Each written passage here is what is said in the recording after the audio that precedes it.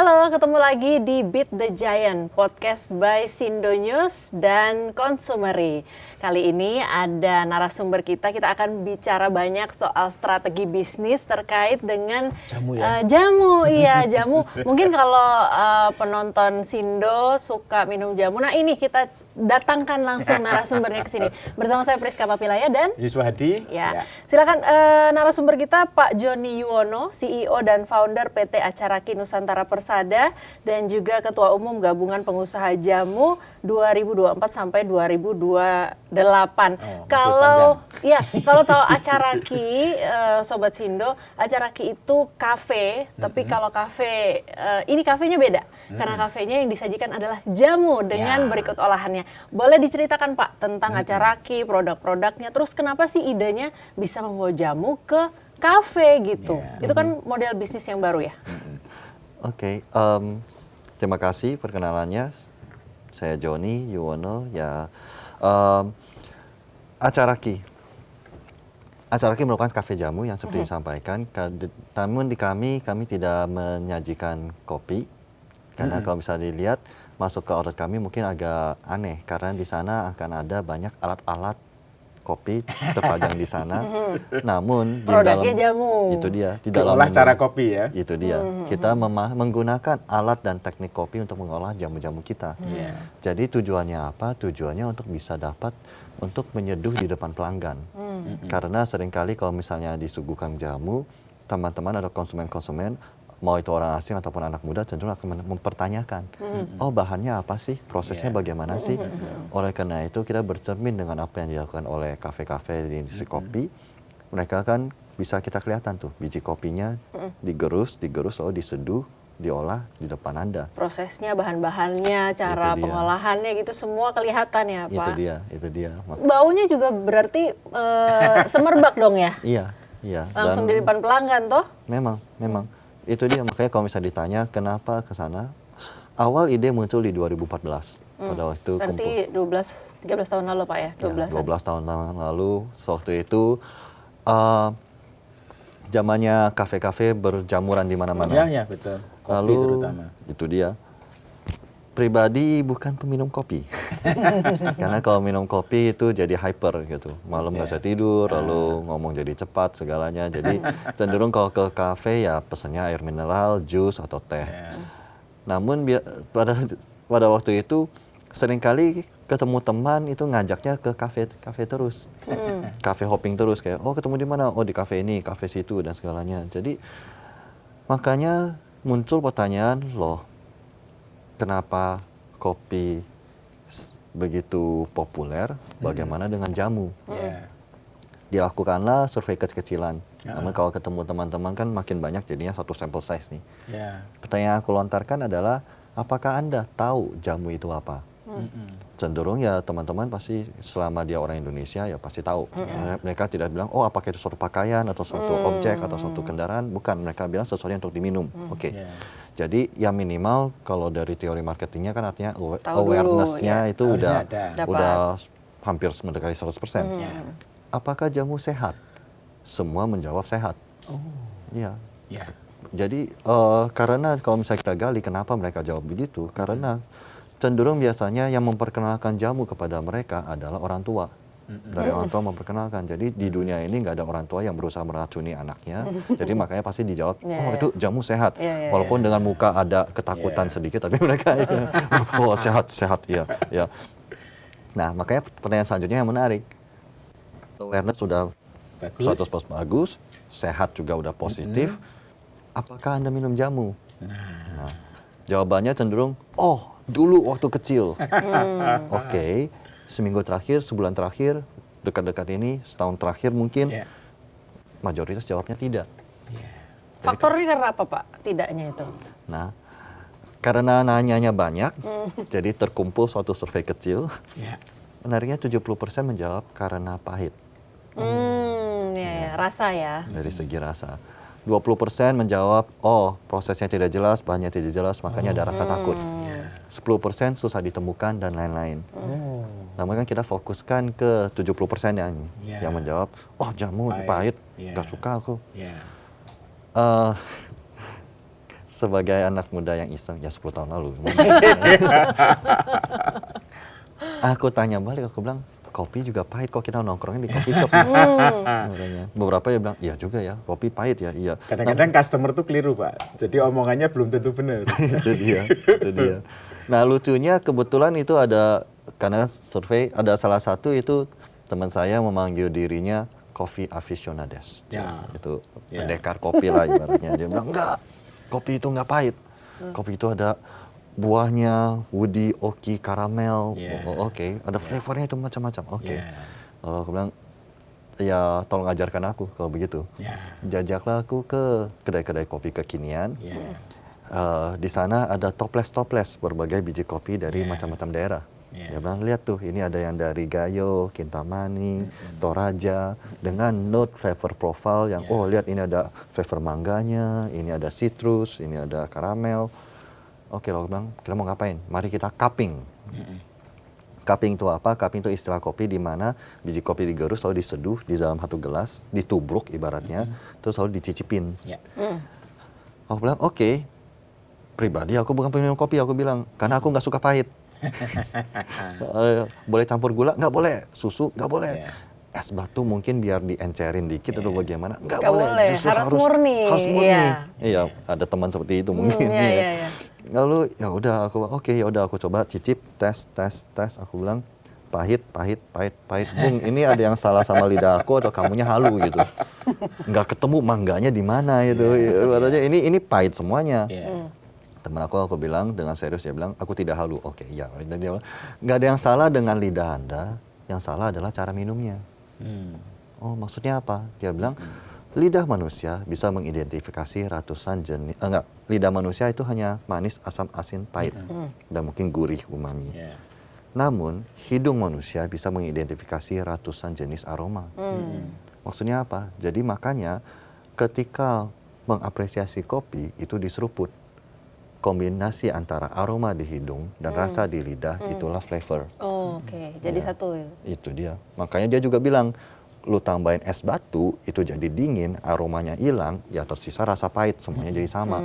Jadi makanya harus kombinasi antara aroma dan rasa. Terus aku juga buka-buka buku, ternyata bukan cuma hanya di kopi saja. Ternyata menariknya, semua minuman di dunia, sebutkan saja, mau itu teh, matcha, kombucha, yang alkohol kayak wine, whiskey, bir, semua untuk apresiasinya menggunakan hidung. Kita lihat saja di wine, isinya dikit, di gelasnya gede, diputer-puter, dihirup-hirup dulu baru diminum. Bukan kanpe, glek gitu, bukan. Tapi ya, lalu teh juga, dalam upacara teh yang formal, dituangkan ke gelas tersebut dituangkan lagi ke satu gelas, ini untuk sniffing. Yeah. Untuk aroma, ini untuk diminum. Matcha, mangkok besar, supaya hidung bisa masuk, menikmati aromanya lagi. Jadi semua minuman di dunia, untuk apresiasinya, menggunakan hidung. Balik lagi ke jamu, bagaimana jamu dikonsumsi, bagaimana jamu diapresiasi. Kalau nggak pas kecil, dikejar-kejar, pas sakit dikejar-kejar sama orang tua, terus aja ketangkep langsung Banyak tuh cerita yang kayak gitu tuh, Pak. dicekok. Dicekokin ya. Iya. Tapi metode cekok hidung ditutup. Ditutup, ya. Atau Jadi yang terasa hanya rasa pahitnya saja. ya. Ya. Lalu kalau enggak udah dalam format botolan-botolan Yeah. yang dijajakan oleh ibu jamu gendong, namun itu dia cenderung sudah dingin. Dengan begitu aromanya sudah keluar. Aromanya sudah keluar, yang tersisa hanya rasa pahit.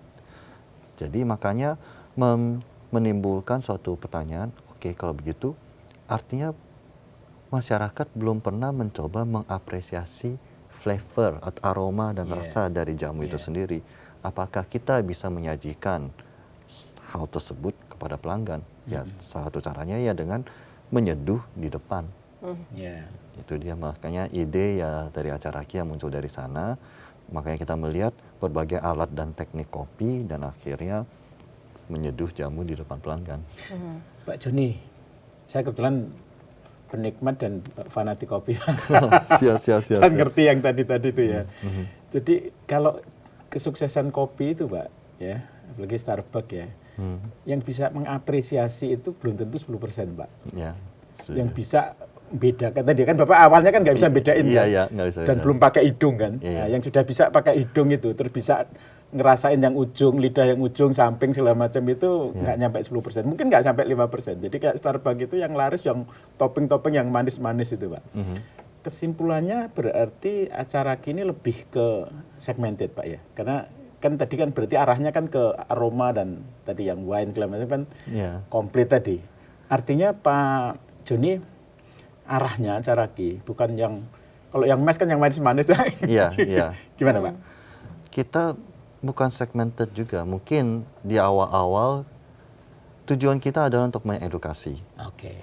Namun memang setuju, belum tentu semuanya akan menerimanya. Setuju. Namun kita mempunyai harapan karena juga seperti yang dibilang, ya mungkin yang benar-benar mengerti cuma 10%. Namun dari 10% itu cukup untuk 10% dari populasi dunia, cukup untuk menggerakkan tren dunia itu. Karena kalau kita bercermin dari dunia kopi sendiri, mereka begini, kalau kita melihat di dunia kopi, kita jangan lihat bagaimana kopi itu sekarang. Kita coba melihat bagaimana kopi itu awal-awalnya perjuangannya seperti bagaimana sih. Betul, betul. Sama halnya di, ya jangan hanya lihat panennya, lihat nanamnya kayak gimana. Ya. Hard work-nya apa, Yeah. prosesnya seperti bagaimana. Yeah. Dan mungkin apakah kita bisa mencoba meniru proses tersebut. Ya. Maksudnya apa? Awal-awal kopi dikonsumsi untuk khasiatnya, Ya. untuk melek. Jadi orang ya nyeduh kopi untuk minum, untuk supaya seger. Apakah mereka menyukai rasa tersebut? Jawabannya harusnya tidak. Karena apa? Pengalaman pertama cenderung rata-rata semua orang terhadap kopi adalah buruk. Jadi jangan lihat sekarang, ibaratnya wow, kopi black, iya nikmat dan segalanya. Pas waktu kecil dulu, berapa kali, ini apa nih papa? Oh ya ini kopi ya, oh aromanya enak ya. Oh iya kok pahit banget. Pasti buruk kan? Ya. Next experience-nya adalah, oh karena tahu pahit, ya udah taruh gula, taruh susu, Yeah. segalanya. Dan akhirnya kan dimodifikasi untuk disesuaikan dengan cita rasa. Betul. Artinya, makanya di industri kopi kan mereka bilang coffee is very personal. Yeah. Maksudnya apa? Ya silakan.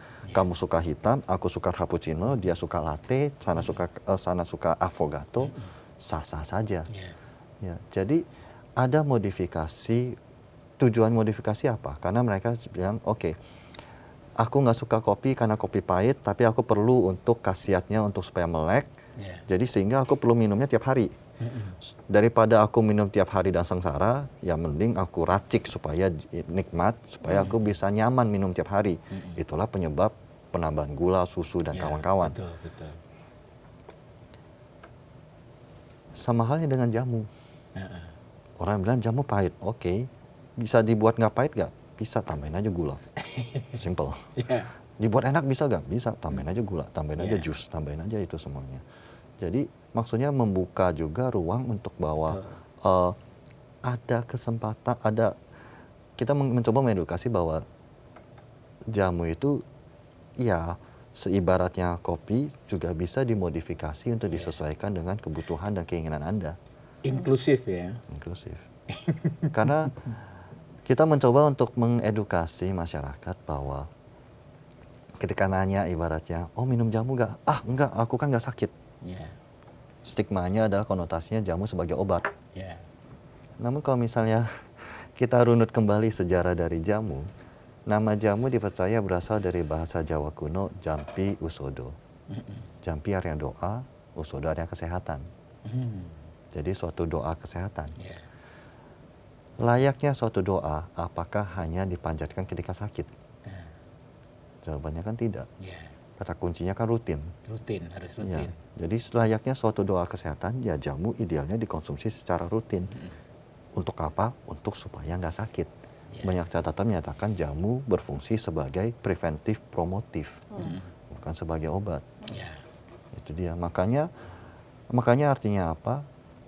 Sebenarnya jamu bisa dikembalikan ke posisinya sebagai doa kesehatan, yaitu yang sangat cocok untuk menjaga daya tahan tubuh, apalagi di era sekarang setelah COVID, pandemi Ya. pandemi COVID yang mengajarkan semua, bukan cuma Indonesia tapi seluruh dunia diajarkan bahwa ya satu-satunya adalah hanya bisa mengandalkan daya tahan tubuh.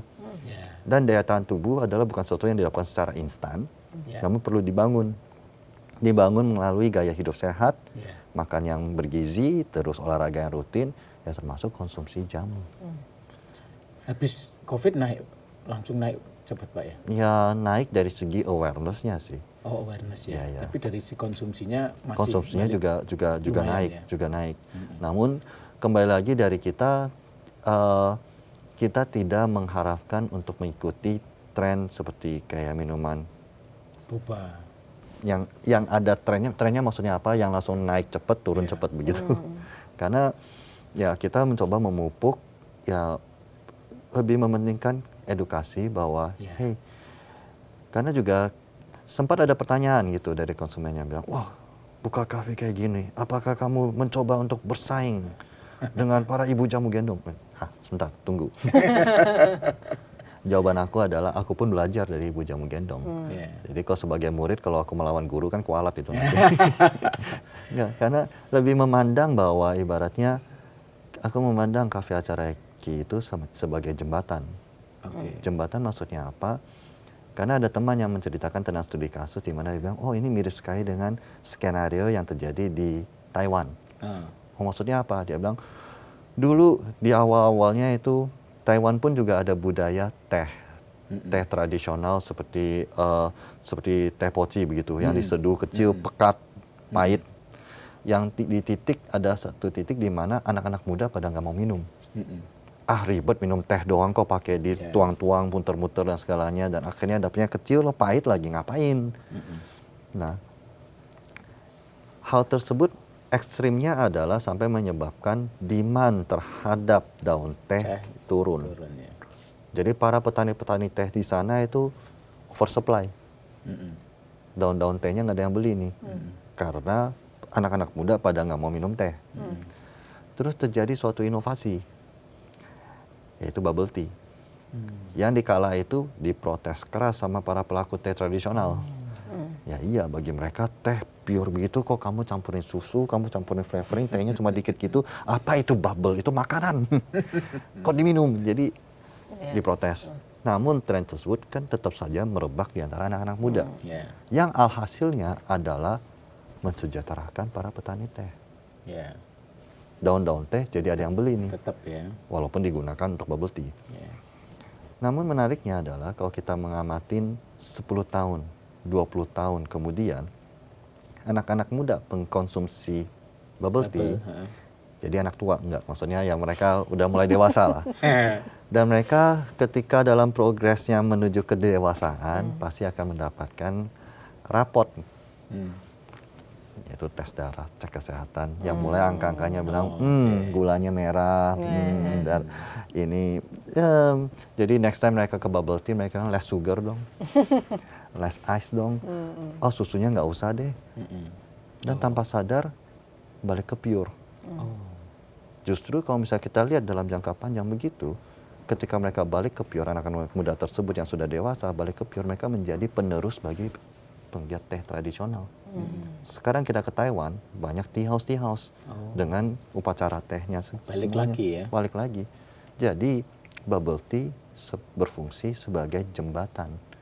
Minimal anak muda walaupun udah dicampur gula dan susu dan bubble dan segalanya, tapi minimal kenal dulu rasa teh. Kenal dulu dan suka dulu.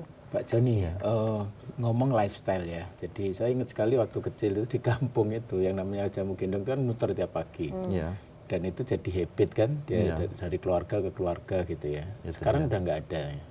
Ya mungkin ada, tapi artinya secara ya kita yang tua kan masih ingat gitu ya. Tapi yang generasi Gen Z sama Alpha ini kan udah lupa ya. Jadi tradisi itu kan kemudian hilang ya. Jadi dan secara lifestyle juga nggak keren gitu. Kan berarti Pak Joni ini kan ngelawan atau bukan ngelawan sih, bagian membangkitkan kayaknya agak berat ya, karena setiap zaman ada apa sesuatu ada zamannya gitu. Jadi memang kan siklus hidup aja kan. Nah, ini kan berarti kafe ini kan bagian bentuk dari itu agar kekerenan itu tetap. Dulu keren yang namanya jamu gendong dulu keren. Iya. Tapi sekarang udah nggak keren. Makanya diharapkan jadi kekerenan baru gitu. Iya. Karena kan kok bisa dibilang kan zaman sekarang kita panggilnya ibu jamu gendong.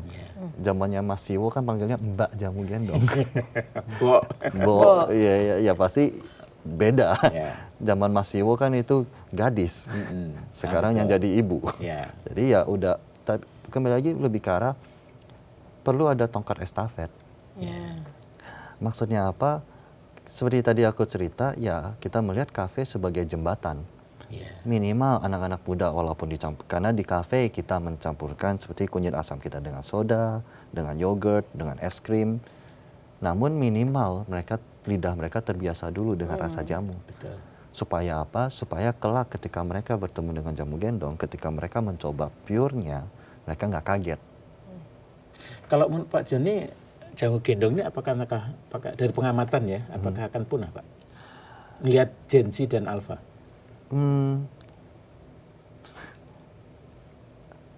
Ada kekhawatiran ke arah sana sih Iya, memang. kan?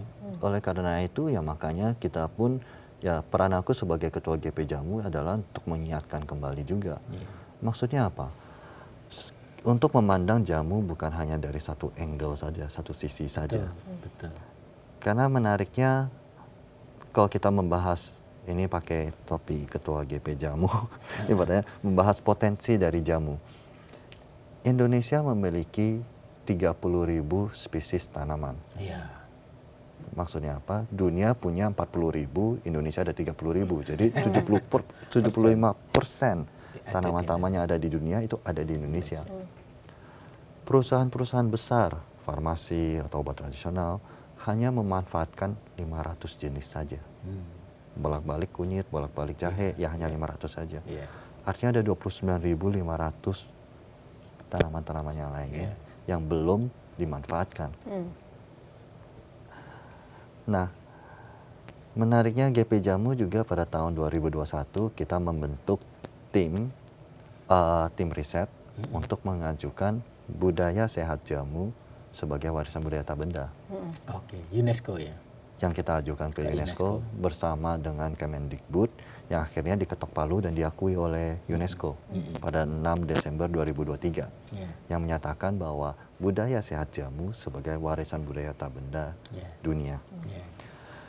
Ya jelas kita patut berbangga, namun menariknya itu aku mendapat telepon dari wartawan yang bilang, oke, Pak, jamu apa yang masuk UNESCO nih?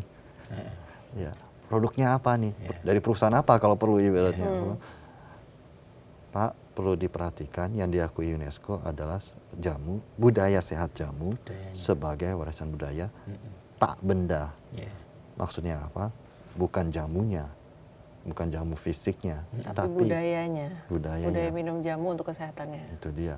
Dan itu juga artinya diterjemahkan menjadi apa? Artinya bukan cuma hanya fisik jamunya, artinya Indonesia bukan hanya memiliki kekayaan alam yang seperti tadi saya sebutkan, tapi juga pengetahuan, know-how, local wisdom untuk mengolah tanaman-tanaman tersebut untuk dijadikan jamu. Jadi kita bukan hanya mengkoleksi alat musik, tapi kita bisa memainkannya. Kita memiliki know-how-nya. Dan know-how tersebut ada di ibu-ibu jamu gendong dan para pengobat-pengobat tradisional yang tersebar dari Sabang sampai Merauke. Itu yang diakui oleh UNESCO. Local knowledge, local wisdom, pengetahuan untuk mengolahnya menjadi bagian dari budaya. Gak akan disebut budaya kalau nggak ada praktisinya kan. Iya. Jadi oleh karena itu potensinya sangat ada. Kenapa sangat ada? Menariknya begini.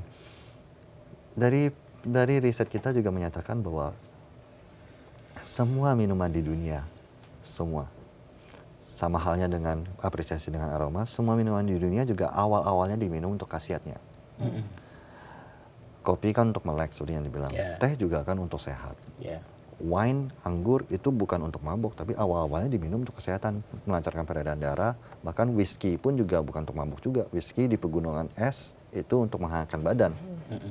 Diminum untuk khasiatnya. Terus terbuka dua jalur science sama jalur art. Seni sama ini science. Science meneliti, mencari tahu ada kandungan apa sih dalam bahan tersebut yang menghasilkan khasiat tersebut. Kopi, kafein. Ya. Teh, antioksidannya. Anggur, itu antioksidan dari anggurnya, buah anggurnya. Oke. Namun yang membuat minuman tersebut populer, bukan science. Art. Ya, betul. Kita ke coffee shop. Lifestyle ya. Ke coffee shop kan nggak ada yang nanya ibaratnya, oh biji kopi macam-macam, yang mana yang kafeinnya paling tinggi. Nggak ada gitu kan. Atau Kerennya ya. Iya, kita pergi ke wine cellar nanya, yang mana yang antioksidannya paling tinggi. Enggak kan. Akan ditanyanya, oh ini anggur merah atau anggur putih, jenisnya apa, Cabernet Sauvignon, Pinot Noir, Pinot Gris, ditanam di tahun berapa, daerah mana, seni pengolahan. Teh, Camellia sinensis, jenis teh cuma satu jenis, dipanggang jadi teh hitam, dikeringkan, di steam dan dikeringkan jadi teh hijau, difermentasi jadi teh pu'er. Sebenarnya awalnya cuma satu aja kan, tapi melalui seni pengolahan jadi bervariasi. Iya. Dan kita pergi ke tea house kan nanyanya bukan yang mana antioksidan paling tinggi, enggak. Kita nanyanya seni pengolahannya. Ya. Kopi Arabica atau Robusta, Ya. medium roast atau dark roast. Ya. Nah, kenapa tidak jamu? Betul. Nah Pak, kalau misalnya ngomongin soal jamu, tadi kan panjang nih Pak ya. Ya. Niat baiknya untuk mengedukasi masyarakat supaya anak muda juga paham tentang jamu, karena itu merupakan kekayaan alam yang ada di Indonesia, tapi belum semuanya digunakan dan belum semuanya tahu menggunakan, bahkan mengkonsumsinya gitu. Kalau niatnya baik untuk edukasi, kemudian effortnya banyak nih untuk belajar pengolahan dan sebagainya, kepikiran nggak Pak di awal masuk di bisnis ini gitu, kira-kira bakalan ada penolakan nggak ya, atau keheranan gitu dari masyarakat soal jamu dimasukin ke kafe gitu? Sama cuan atau enggak? Sama Itu yang cuan penting. atau enggak Pak? Karena orang yang belum kenal itu kan cenderung untuk memilih untuk lihat aja deh dulu gitu. Ya memang kalau misalnya tantangan pasti ada.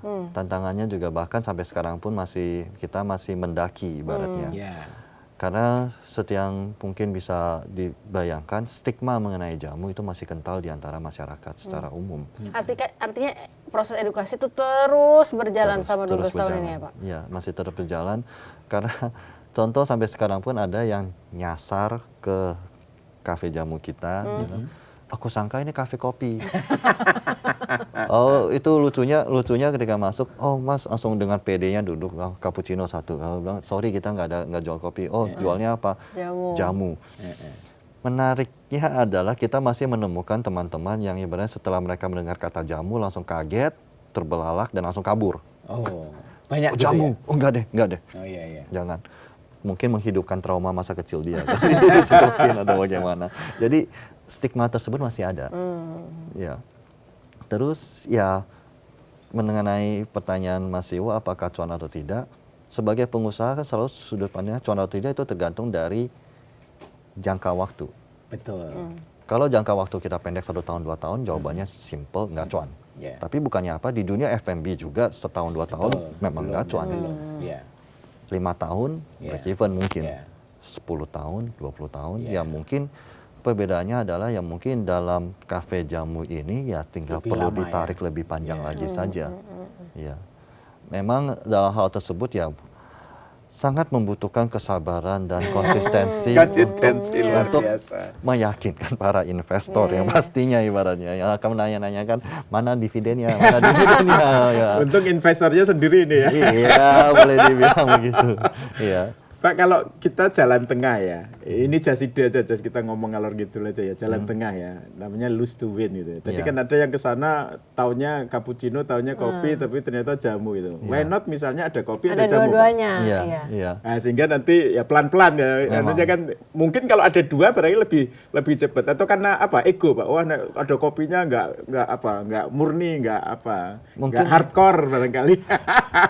Beberapa pertimbangan karena kalau misalnya pertama kekhawatiran kalau dari sisi teknis adalah aroma kopi sangat kuat. Jadi kalau misalnya kita ada menyajikan kopi itu aroma jamunya ketutup semuanya. Jadi ada kekhawatiran itu. Lalu faktor kedua juga kekhawatirannya nanti konsep dilution. Dilution maksudnya apa? Takutnya nanti orang datang hanya untuk minum kopi sehingga tidak mencoba jamunya sama sekali. Ya, Jadi fungsi edukasinya itu enggak tercapai ya Pak tidak ya? tercapai atau nggak maksimal lah ibaratnya. Ya jelas kita ada menyajikan di outlet terbaru kita ada menyajikan kopi, tapi ya terbatas yang klasik saja, nggak sampai seperti varian yang ada di kedai kopi yang lainnya. Jadi hanya sebagai pendamping. Ya, lalu ya faktor ketiga juga seperti aku bilang, faktor kedua konsep dilution, faktor ketiga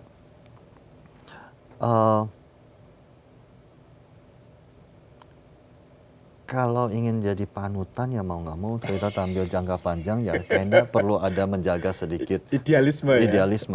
Ya. Maksudnya di sisi lain seperti tadi Mas Iwo bilang, mumpung ini masih investasi dana sendiri, ya mumpung ya. ya aku jaga idealisme ini. Betul. Ya, memang untuk berkembang jelas akan membutuhkan ya aliran dana yang dari luar lagi atau dari lebih besar lagi untuk kayak mungkin investor-investor yang dengan sevisi yang semisi untuk mengembangkan lebih jauh lagi. Dan dikala itu ya oke, mari kita diskusikan apa format yang paling ideal. Anyway, Blue Ocean ya Pak, belum ada kompetitor Pak ya? Kompetitor. So far. Kompetitor yang sejenis maksudnya bukan gendong ya? Memang. Namun ya kembali lagi kalau dari sudut pandang, kan kompetitor kan tergantung kita framingnya sedih bagaimana. Betul. Aku mengframingnya, mengtargetnya kompetitor aku adalah coffee shop yang lainnya. Daripada nongkrong di coffee shop, ini nongkrong di tempat aku. Ya. Tapi kalau real jamu belum ada ya, kafe jamu belum ada ya? Kafe jamu ada beberapa, tapi yang mengusung konsep yang serupa belum. Oke. Ya. Oke. Jadi cenderung ya kalau kita bilang sebenarnya kedai jamu juga sebenarnya banyak udah ada kalau di daerah-daerah Iya, kan betul. ada Yang tradisional ya. tradisional yang seduh dengan saset gitu Ya, atau saset enggak langsung tapi. botolan atau bagaimana. Botolan rata-rata Pak ya. Kalau yang disajikan langsung dengan prosesnya, terus ada apa namanya produk-produknya kelihatan semua tuh. Ya, baru kita ya. Namun justru berharap untuk jangan cuma kita saja. Ya, betul, karena Coca-Cola kalau nggak ada Pepsi nggak seru Pak. Itu dia. Dan marketnya nggak akan gede. Memang Ya, bersaing untuk. Jadi cari kompetitor dong Pak sekarang Pak. Boleh dibilang begitu, dan bahkan juga kita pun mengadakan workshop training untuk bagaimana bikin jamu tersebut. Betul. Tujuan kita kan menginspirasi lebih banyak pihak. Maksudnya apa? Menariknya seperti tadi aku bilang, bahan di Indonesia ada 30.000 jenis loh. Di kafe aku hanya menyajikan paling belasan bahan. Masih ada 29.989 yang bisa diolah. Awareness 100%. Memang.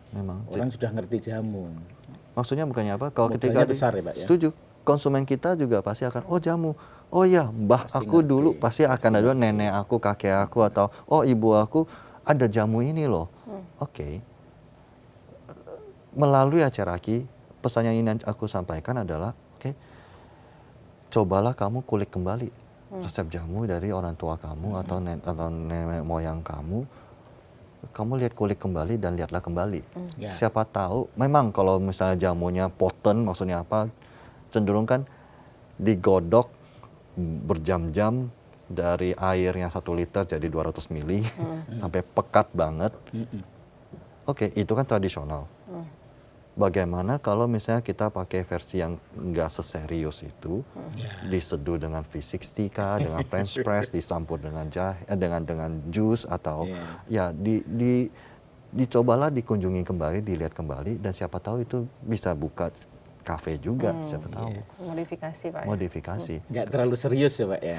Ya maksudnya aku enteng aja ya, minum jamu itu enteng aja. Setuju, maksudnya kan dijadikan bagian dari lifestyle, gaya hidup.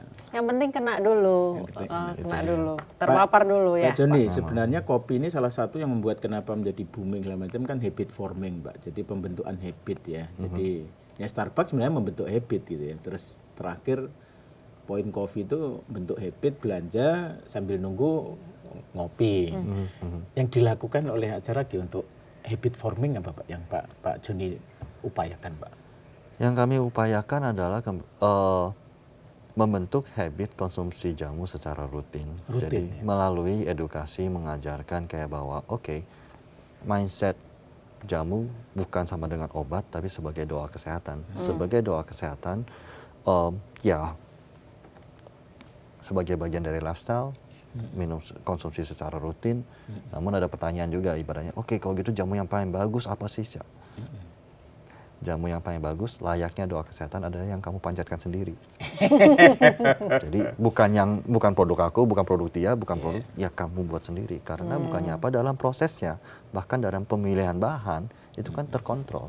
Kadang-kadang kalau misalnya kita lihat kalau kita belanja bahan masak untuk diri sendiri, untuk keluarga sendiri sama beli bahan untuk orang lain kan beda. Contoh beli jahe untuk teman ya aku ambil aja masukin kantong udah jalan. Buat sendiri aku lihat kelitiin apakah ada yang busuk dan segalanya. Jadi makanya jangan terlalu cepat menghilangkan proses.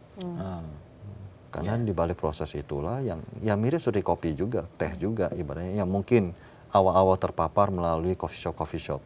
Tapi selanjutnya kan pada merekomendasi bahkan dengan penjualan alat-alatnya, buatlah kopi kamu sendiri. Dan dalam proses target edukasinya kalau tadi Bapak sepertinya ya ke masyarakat lokal umum, terutama anak muda nih Pak. Kalau internasional ada target juga nggak Pak? Menariknya di outlet kita di Kota Tua, 70%-nya 70%-nya dari asing. Gitu Pak ya? Iya. Oh, mereka tahu dari mana Pak? Mereka tahu ya kebetulan kita juga banyak diliput sama media asing dan ketertarikan orang asing terhadap jamu kayak kalau seperti aku cerita kalau misalnya orang lokal dia akan kayak dengar jamu ada beberapa persen yang akan lari langsung. Tapi kalau misalnya asing mereka akan tertarik. Kayak zaman dulu batik ya? Iya, mungkin. Zaman dulu batik. Kalau batik dulu identiknya dengan orang udah tua gitu, tapi sekarang kan dipakai anak muda seharian gitu ya. Itu dia, jadi ya membuka kesempatan anak-anak muda kan kita kan suka mengulik. Silakan jamu dikulik. Toh juga bukannya apa, pengalaman kita 70% orang asing dan ketika mereka datang dan mereka lihat, oh jamu, apakah ini welcome drink aku terima di hotel? Ya, Ya. biasanya. Dan menariknya mereka bercerita pengalaman, oh ketika di hotel itu aku takut tuh karena aku nggak tahu itu Isinya. apa. Iya. Nah di kafe dikasih tahu. Dikasih, dan oh ternyata berikut dengan ini toh prosesnya. kunyit, Iya, oh iya. ternyata ini asam, oh diseduhnya seperti ini. Bahkan mereka bilang, oh jadi secara tradisional bikinnya kayak gini. Enggak, bukan. Secara tradisional digodok, tapi di sini kita memperlihatkan prosesnya saja. Jadi maksudnya apa? Supaya kalau misalnya Anda melihat jamu-jamu gendong di jalanan, sapalah mereka. Nah, silakan coba. Ya, aku bilang itu versi espresso original tradisionalnya. Ya, kita ya udah yang happy ibaratnya. Dengan, Jadi kafe ini bridgingnya jalan apa ya? iya. Di Brunei buka ya Pak barusan ya? Ya, kita Kenapa baru buka Pak ke tahun. Brunei Pak? Menariknya karena kebetulan ada teman yang bersedia untuk bekerja sama, jadi ya kita mencoba untuk membuka di Brunei dan kita berharap dari pengalaman kita di Brunei bisa menjadi percontohan untuk ekspansi ke negara-negara lain. Ya. Responnya Pak udah kelihatan? Kita sampai masuk ke berita negara mereka. Oh. Iya, dan justru sangat ya bagi aku itu suatu hal yang sangat mengharukan karena masyarakat Brunei sangat menyambut baik. Iya. Maksudnya apa? Kerutinan yang aku harapkan seperti itu terjadi dengan cepat di Brunei. Mereka bisa seminggu 3-4 kali datang ke acara Aki untuk mengkonsumsi jamu kita. Ya. Ya. Menariknya masyarakat Brunei sudah terpapar dengan jamu. Maksudnya mereka sudah dengar dengan jamu dan Sebelumnya sebelumnya. Namun itu dia bagi mereka mereka masih menganggap jamu sebagai obat, tapi ketika diperkenalkan jamu sebagai bagian dari gaya hidup lifestyle dan diperlihatkan proses penyeduhannya, mereka sangat menyambut baik. Dan hal yang sama juga kita temukan ketika kita mencoba untuk pop up, membuka booth dan menyeduh di bazar atau di suatu acara-acara di Jepang, Australia, di waktu itu di Sydney, ya di Sydney dan beberapa negara asing itu sangat menyambut baik.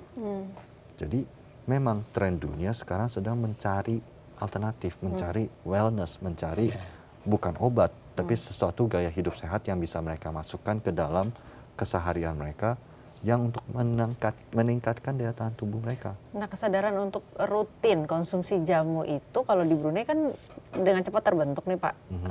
Kalau di Indonesia sendiri masih jauh? Proses. Oh, masih proses. Dari Brunei ke Malaysia ke Singapura dong Pak. Singapura ini kan hub kan, Iya. dan banyak kan, mestinya arah ke sana, nggak lama lagi Pak. Ya berharap seperti itu. Kita kebetulan juga nanti di Juli 1 sampai Juli 5 difasilitasi oleh Kementerian Aircraft untuk membuka booth di Takashimaya. Oh Takashimaya ya. Ya, Takashimaya. Dan Berapa hari Pak? 5 hari dari tanggal 1 sampai tanggal 5. Ya berharap test market atau partner, mencari partner atau bagaimana. Ya semoga saja bisa mendapatkan hasil yang positif. Namun optimisme itu ya sangat tinggi sih. Karena juga bukannya apa, sebagai negara yang cukup maju, tren konsumsi kunyit ternyata sudah sangat meningkat, tinggi, ya? sangat tinggi. Gimana dengan bahan baku Pak? Bahan baku itu suatu tantangan. Jadi di industri jamu sendiri kita menghadapi tantangan bahan baku. Maksudnya apa? Karena para petani jamu, mau itu jahe, kunyit dan kawan-kawan itu mereka mempunyai pilihan untuk menanam kopi dan teh. Lebih secara ekonomi bukan cuma profitable tapi lebih gampang dilempar, lebih stabil, karena juga mengikuti harga pasar dunia. Jadi sehingga insentif untuk menanam rempah-rempah kita jadinya makin turun. Jadi kekhawatiran kalau ini berlangsung terus-menerus ya nanti perkebunan kita akan didominasi dengan komoditas kopi dan teh. Ya di kami di acara Ki untuk ya mengikuti proses seperti apa yang dilakukan kopi dan teh, kita mencoba untuk berinteraksi dan langsung dengan para petani. Jadi kalau misalnya kopi from beans to cup, ya kita from roots to cup. Lebih luas lagi Pak ekosistem. Jadi ini kan Pak Joni kan di retail kan, terus tadi ke bahan baku berarti backward ekosistem, forwardnya juga perlu. Jadi Pak Joni ini kan nggak hanya bangun kedai, tapi ujungnya ketika bahan baku juga diusahakan sendiri dan seterusnya bina petani, berarti kan bangun ekosistem kan Pak. Udah mikir ke sana? Memang. Atau kepaksa harus bangun ekosistem ya, karena nggak ada yang bangun ya? Boleh dibilang begitu, dan bukannya apa, existing ekosistem, maksudnya apa, para petani-petani tersebut dipaksa untuk mensuplai bahan-bahannya kepada perusahaan-perusahaan besar. Perusahaan-perusahaan besar seperti apa? Perusahaan besar obat tradisional dan farmasi yang lebih menjunjung tinggi kandungan khasiat dari bahan tersebut. Jadi artinya apa? Tolak ukurnya lebih ke arah, kunyit yang aku mau harus tingkat kurkuminnya segini. Jadi kalau ya mengharapkan standarisasi dari bahan-bahan yang boleh dibilang akan membunuh kebinekaan. Maksudnya apa? Dari pengalaman kita mencoba kunyit dari daerah yang berbeda menghasilkan cita rasa yang berbeda. Kencur yang dari daerah yang berbeda, jahe juga jenis jahe, karena ada jahe merah, jahe emprit, jahe gajah, beda-beda juga. Mimpi besar kami adalah supaya bisa ada mirip seperti coffee shop tadi aku ceritakan, bisa ada stopless kunyit dari Gayo, kunyit dari Kintamani, kunyit dari Toraja. Ini flavor profilnya mangga, mungkin nanti dicari. Ya harapannya sih seperti begitu. Jadi artinya menjunjung tinggi kebinekaan. Daerah tertentu dengan cita rasa yang berbeda, ya kita coba. Karena untuk saat ini tolak ukurnya adalah itu dia kandungan kurkumin. Artinya ya dipaksakan hanya di daerah-daerah tertentu saja yang bisa laku ibaratnya. Oke, dari coffee shop ke RTD Pak, ready to drink. Ini kan menjadi alat branding yang luar biasa karena cakupan distribusinya akan lebih luas ya. Saya udah coba sih, enak sih, apalagi kalau dingin. Nah, itu kan kayak billboard bergerak di supermarket kan. Jadi ada visi tertentu dari kafe tapi investasinya luar biasa karena distribusinya harus seluruh Indonesia dan seterusnya, dan di modern channel dan seterusnya.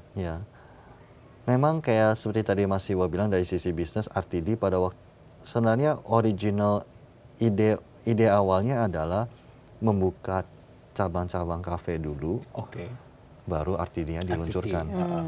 Ya mirip seperti ya supaya pengetahuan masyarakat mengenai jamu sebagai bagian dari gaya hidup sudah terpapar dulu, baru RTD-nya.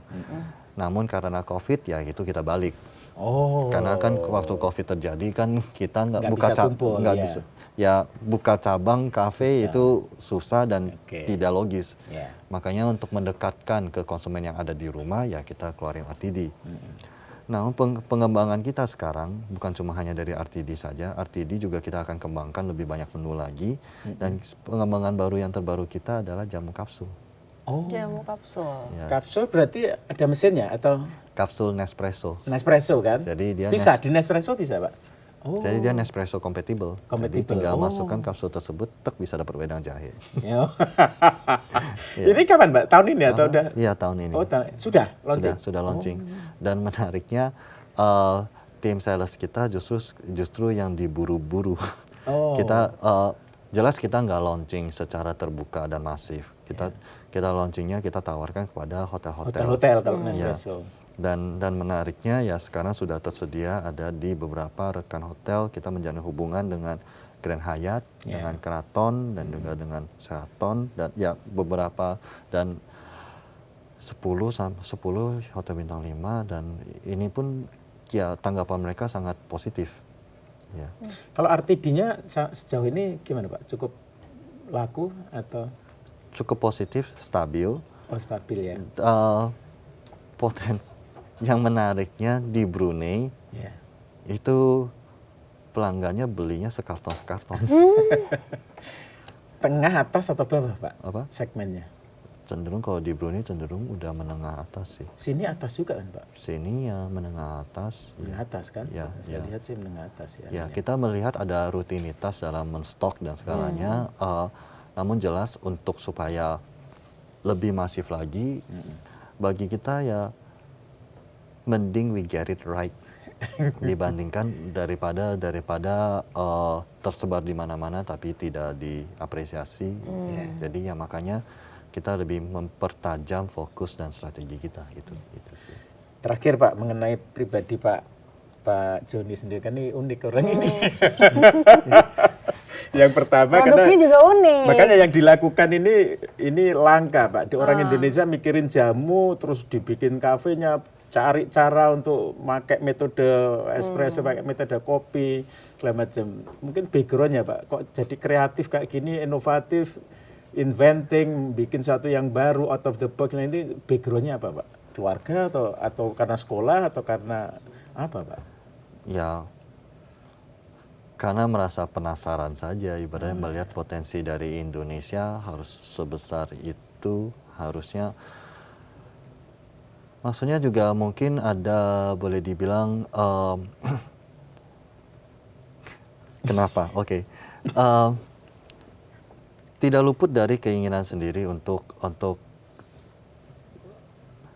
pribadi setelah lulus SD, diberikan kesempatan untuk sekolah di luar negeri. Betul.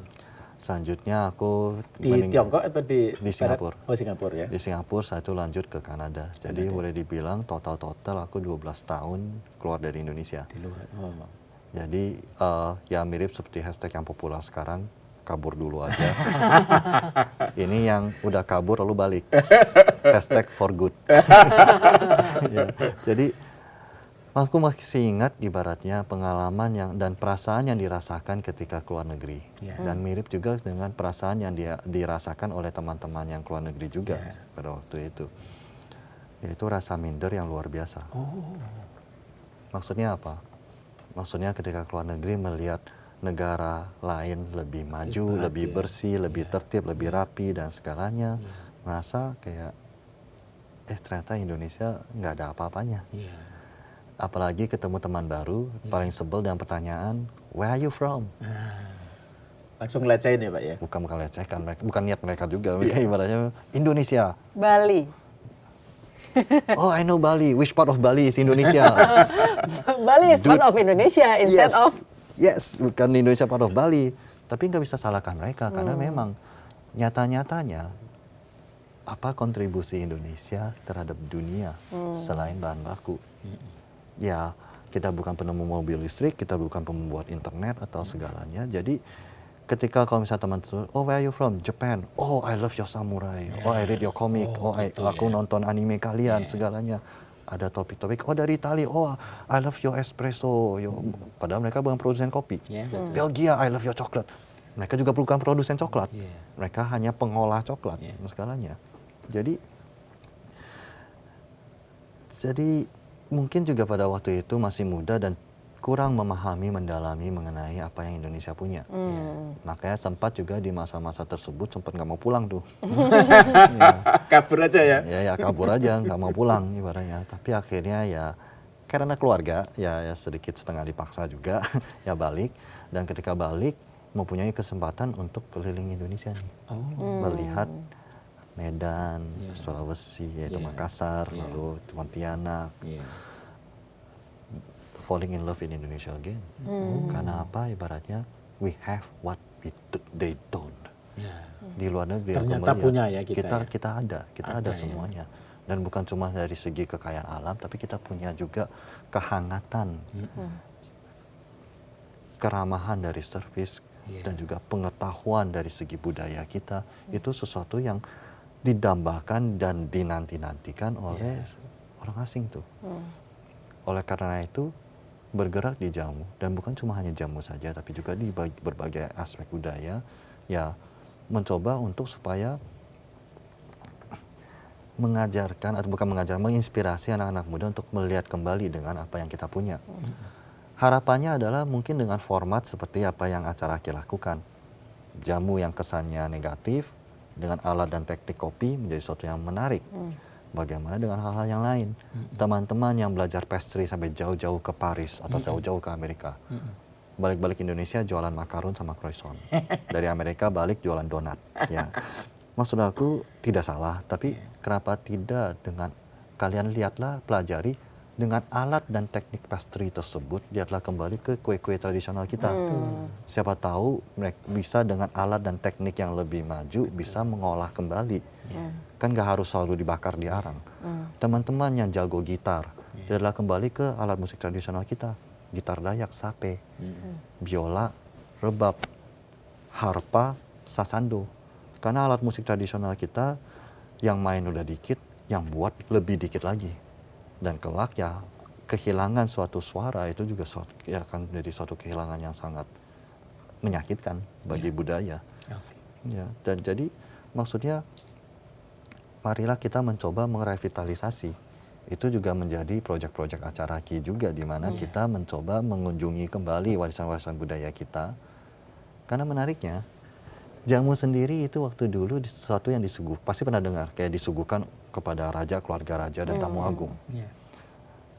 Bukti dari hal tersebut ternyata ada di kata jamu itu sendiri.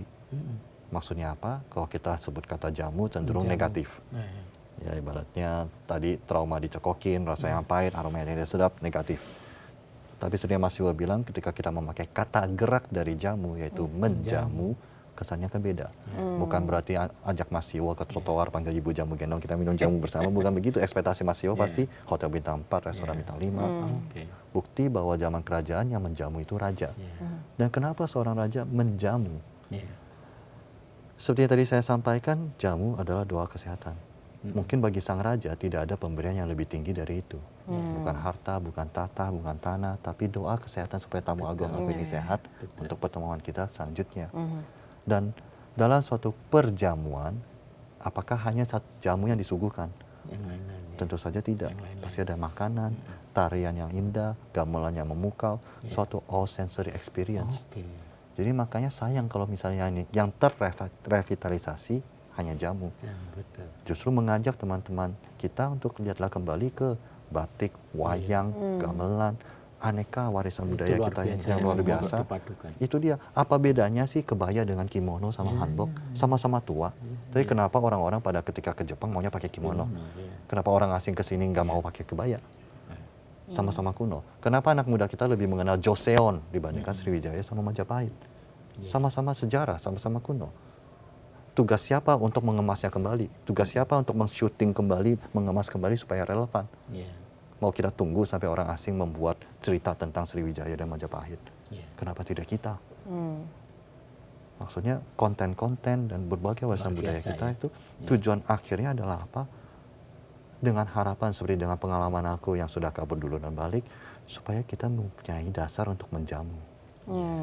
Supaya ketika kita, teman-teman kita yang kelak akan udah dunia global kan, bisa membawakan perjamuan. Oke Pak, kedua ya. Tadi yang pertama tuh kreatif, ya kedua itu perseverance atau tahan banting dan tahan untuk gagal gitu ya. Iya. Menurut saya jamu ini kan juga nggak langsung boom kan, Pak. Acara ini kan nggak langsung boom, tapi kan bagaimana persistensi, keteguhan itu gimana Pak? Dapat dari mana dan saya nggak tahu nih sampai kapanpun akan tetap maju tanpa menyerah Pak acara Ya, gini. seperti tadi yang aku sampaikan, untuk bukan melawan, lebih ke arah menambah hashtag kabur dulu saja. Maksudnya apa? Harapannya dengan melalui ini ya supaya juga teman-teman bisa ketika mereka keluar negeri bisa mempunyai dasar yang kuat dan tidak minder seperti aku dulu. Maksudnya apa? Dasar yang kuat maksudnya apa? Yakin bahwa oke, Kita aku punya mempunyai sesuatu. jamu, kita Ya. mempunyai wayang, kita mempunyai batik. Pakai batik bukan hanya untuk sebagai gaya-gaya saja, tapi untuk memahami betul filosofi di baliknya. Perseverance dari mana? Mungkin sesimpel dari keinginan supaya ya anak cucu aku dan teman-teman aku sesama orang Indonesia ketika keluar negeri bisa lebih berbangga dan bisa mengerti bagaimana menjamu. Maksudnya bagaimana menjamu maksudnya apa? Supaya ketika kelak datang tamu, aku buat jamu. Pesannya adalah ini janganlah nilai minuman ini dari sisi enak atau tidak. Dan jangan tanya juga mengenai khasiatnya bagus atau tidak. Karena semua itu aku tidak yakin. Kan selera kamu. Manis bagi aku mungkin kurang bagi Anda. Khasiat bagi aku tapi mungkin beda juga bagi Anda. Tapi lihatlah dari sudut bahwa ini adalah doa kesehatan dariku untukmu. Jadi bukan tentang enak atau enggak, bukan artinya oh kok gua minum nggak efek sih atau bukan tentang itu. Ini harapan aku untuk pertemuan kita selanjutnya. Jadi bisa dibawa ke angle tersebut kan. Dan kenapa aku ingin tetap mendorong itu ya supaya harapannya bisa kita lebih berbangga. Dan yang mendorong, yang menambah supaya kenapa aku perseverance juga ya didukung bagus, perlu berterima kasih kepada berbagai dari terutama ya dari tim, dari keluarga, dari tim yang mendukung ide gila ini sampai sekarang. Kalau saya sebut ini reason for being Pak, atau tujuan hidup Pak Joni, jamu ini, benar nggak Pak? Mungkin, ya mungkin juga harapannya sih begitu. Dan yang membuat supaya bisa perseverance juga sesimpel setiap kali kalau sampai kita diberi kesempatan, maksudnya setiap kali kalau misalnya ada pelanggan di acara kita datang, jamu takut atau segalanya, masih ada lucunya ada cerita juga, ada yang gengsi nih, dia pelanggan datang pesen cappuccino, udah gayanya, oh nggak ada kopi di sini, oh adanya apa? Jamu. Oh jamu. Akhirnya pesen. Ya karena dia udah nggak enak, udah duduk, Yeah. ya udahlah, minta menunya mana? Oh tanya, yang enak yang mana? Oke. Lalu dari tim, yang enak yang ini. Oke, ya udah cobalah. Itu dia pesan golden sparkling tuh. Lucunya, itu kunyit asam dengan soda. Lucunya dia lihat prosesnya, oh gitu. Tapi ketika moment of truth, yaitu suruh dia minum, dia sampai tutup mata sambil berdoa. Agak lucunya itu. Berdoa, tutup mata. Dengan muka penuh ketakutan, dia cicipin. Ternyata enak. Itu dia. Wajah surprise-nya itulah. Itu kebanggaan luar biasa. Yang priceless. Ibaratnya Priceless, itu ya. juga Priceless. yang selalu kita temukan di pelanggan-pelanggan. Ada juga pelanggan, ada tamu dari Jepang ya gitu kan, biasa poker face udah mereka. Ya, dijelaskan segalanya. Ya. Terus ketika dia cicipin jamu kita, Wow. langsung Pak bagus tuh Pak kalau dijadiin konten Pak. Jadi perubahan ekspresi dari ke gitu loh. itu dia. Boleh dibilang sih semua ya all this small happiness yang terakumulasi yang membuat, yang mendorong bahwa hey, reason for being in the Reason for sense. being, ya. Oke. Ya, dan juga ketika ditanya ke karyawan dan tim, kenapa sih kamu di sini begitu lama, dan kayak ibaratnya mereka juga sering ditawarin ke coffee shop yang lainnya, karena mereka coffee shop yang lainnya mau buka menu jamu gitu. Ya, banyak tuh, ada beberapa yang kena hijack, tapi ada beberapa yang masih tetap bertahan dan segalanya. Ketika ditanya, ya itu dia kepuasan ketika melihat perubahan ekspresi, dan artinya hey, satu orang sudah berubah tuh mindsetnya, bahwa hey, ternyata jamu nggak menakutkan seperti itu, dan ya harapannya adalah ya bisa lebih banyak dan bisa teraplikasikan ke hal-hal yang lainnya. Oke. Sip. Makasih Bapak sudah Luar berbagi. biasa. Boleh ajak Sobat Sindo mulai minum jamu, Pak. Silakan, Pak. Siap. Ke situ ya. Boleh sini. Jamu merupakan warisan budaya kita yang sangat membanggakan. Jadi marilah kita pertahankan, bukan cuma pertahankan, tapi kembangkan lebih jauh lagi. Karena ujung-ujungnya itu merupakan suatu aset negara kita yang boleh dibilang kalau tidak kita lindungi dan kita kembangkan lebih jauh lagi, ya ada kekhawatiran bahwa hal tersebut akan hilang. Jadi marilah bersama-sama dengan caranya masing-masing, terlepas apapun itu, ya untuk supaya kita bisa bersama-sama merevitalisasi warisan budaya yang kita miliki dan bersama-sama menjamu dunia. Plus bermanfaat untuk kesehatan. Terima kasih Pak Joni Yuwono sudah datang berbagi banyak sekali ilmu tentang jamu dan bisnis juga yang saya dapat Luar biasa ya, hari ini. insightful ya, Iya. menginspirasi. Ya Sobat Sindo juga pasti belajar banyak tentang jamu. Semoga banyak yang nonton Pak. Semoga. Dan semoga setelah nonton pada minum jamu. Terima Siap, kasih Pak Joni Yuwono. Demikian podcast Beat the Giant episode kali ini. Saya Priska Papilaya Iswadi. pamit. Sampai jumpa di podcast Beat the Giant berikutnya. Ya.